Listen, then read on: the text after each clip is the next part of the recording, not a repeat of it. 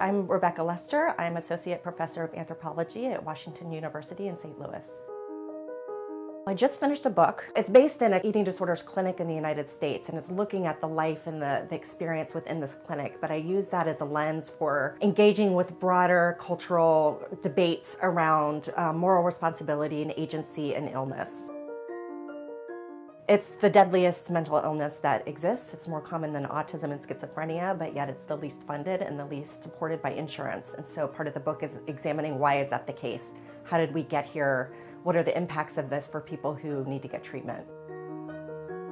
My journey through this project was kind of interesting. I got very interested in how the clinicians were kind of caught in the middle between the insurance companies that were mandating certain kinds of care and the clients who were really in need of other kinds of care. So I went back to school and got my Master of Social Work and started to work at the clinic as a clinician. I had my own clients and I was responsible for people, and I was the one calling the insurance companies and doing the insurance reviews. It just gave me a much deeper understanding of that world and what it's like.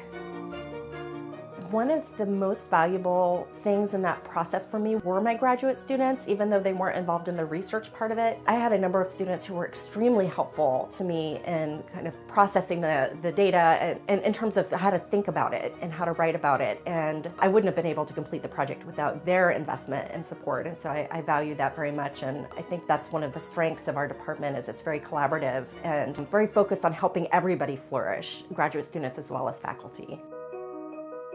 There's a couple of things I would hope people would take away from my recent book. One is constructive outrage at the situation and how bad it truly is. Lack of understanding of the structural barriers that people face when they are trying to get treatment, and how that then perpetuates these stereotypes about people don't want to get better or they just, are manipulators. I would like people to have better insight into people who have eating disorders and what that experience is like, and that it's not just about looking a certain way.